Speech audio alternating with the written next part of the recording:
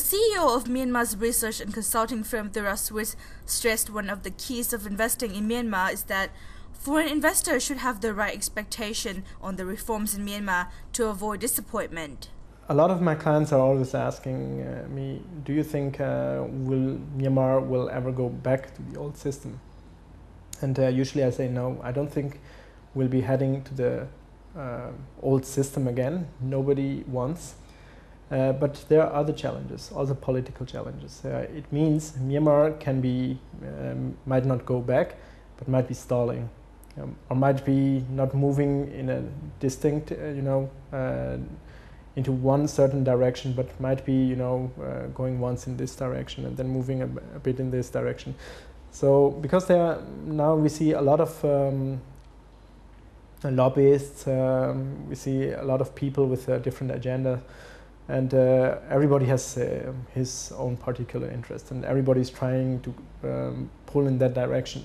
So that might be the danger, that Myanmar might lose focus, the government might lose focus, and we might not have a clear strategy how to continue.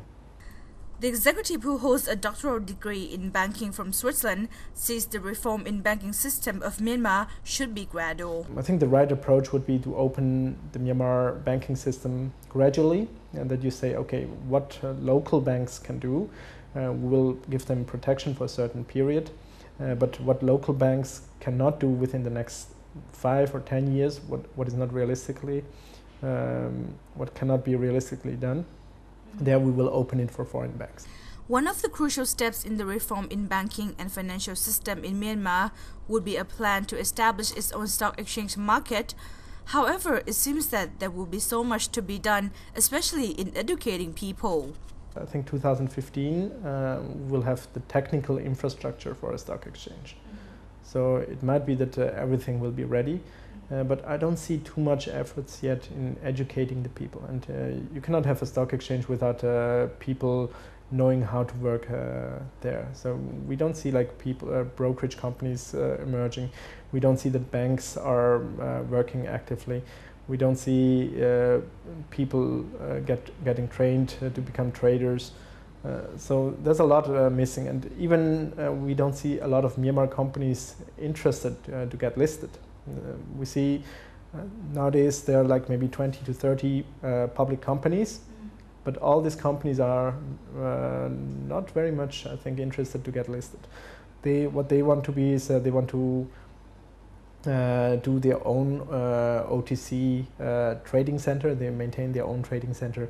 It's also a way how they can control their own share prices. Moreover, in 2015, the Asean countries will be integrated into one community, allowing free flow of capital and investment, goods and services. This will be another challenge for Myanmar. First, as I say, a lot of people don't know about the ASEAN Economic Community. But all the people who learn about it say, oh, that's very scary. And I'm sure Thailand might be thinking good of it when it comes to Myanmar, because they would be more on the investing side. But then again, Thailand might be scared what will happen if Singapore comes in.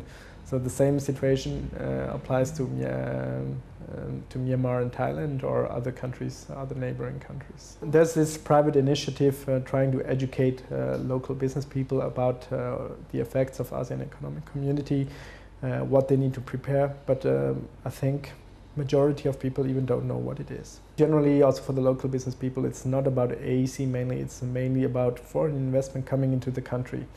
If it is AEC through the foreign investment law or whatever, it's not important. It's more about the fears they have when foreign investors are coming with a lot of capital. Audrey Tang Mi Sang for Myanmar Focus Daily.